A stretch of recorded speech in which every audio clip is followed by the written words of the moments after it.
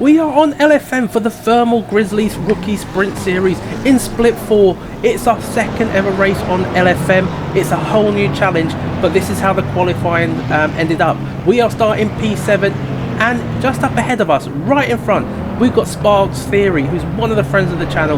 Go and check him out. But it's an exciting race. I'm looking forward to this one. I did pretty bad in my first ever race at Spa. It wasn't great, but now I've found a car that I can handle. The BMW M4. It handles absolutely stunning. We got a nice setup and we're about to go green, avoiding getting any penalty like it happened last time, keeping under that 70 kilometers an hour, and we go green. As we go green, we're going to try and hold position, but up ahead there's a bit of drama, and 3, 4, 5 cars are maybe more. The whole packet reminds me of Spa 98 on the Formula 1 Grand Prix, where the whole grid lost position.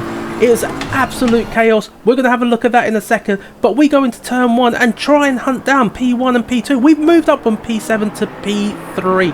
Absolutely incredible start. We got lucky there. We avoided all the drama. And as you can see behind us, hardly anyone there, just a Ferrari, but we're going to go and try and make a move, and we're not going to keep up with these guys. But let's have a look at the replay and see what actually happened. Going in there, 3 cars went into 1. It didn't really work.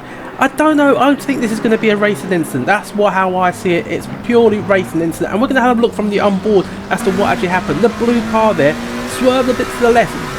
Sparks didn't really have much place to go, but it's also because the guy behind in P6 had an excellent start and just happened to be there. It's racing incident, but we're going to move on. We're going to have a look at how we're doing.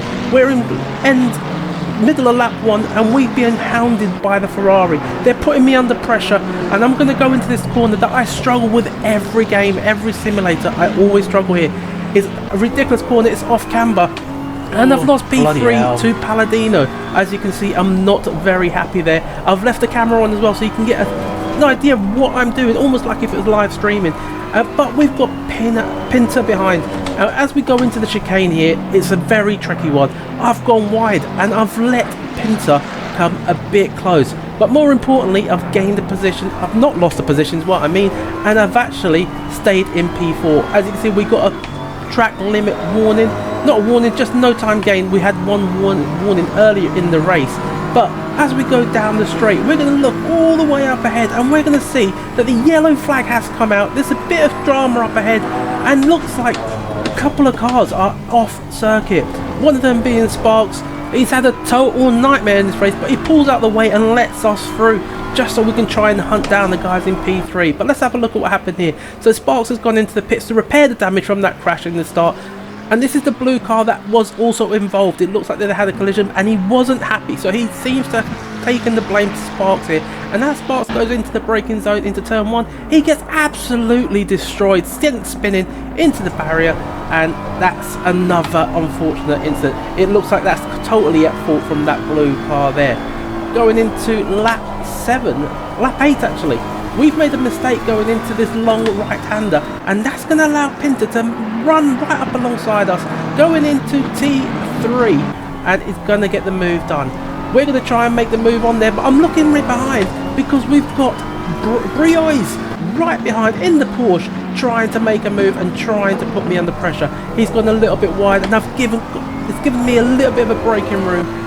But later on in the lap, we go into the braking zone, into this tight twisty section here, and I don't know what happened here. I think he might have hit the brakes a little early, caught me off guard. Come on. Mate, tell me what you think. I wasn't very happy at the time, but it's not helped, and Briois has gone through. But let's look at the replay.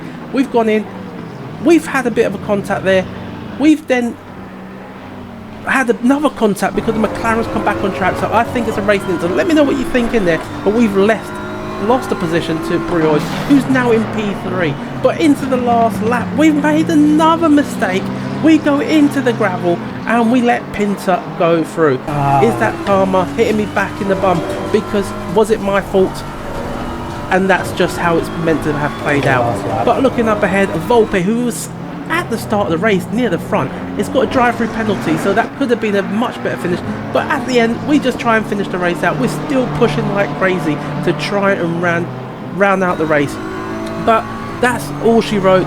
We finished P6 with a 30-second penalty for Volpe, so that's given us an overall P5. As you can see, a really good result. It's really helped me out massively. So thank you for watching. Do hit the like button and subscribe to the channel if you haven't already, and I will see you on the next LFM race.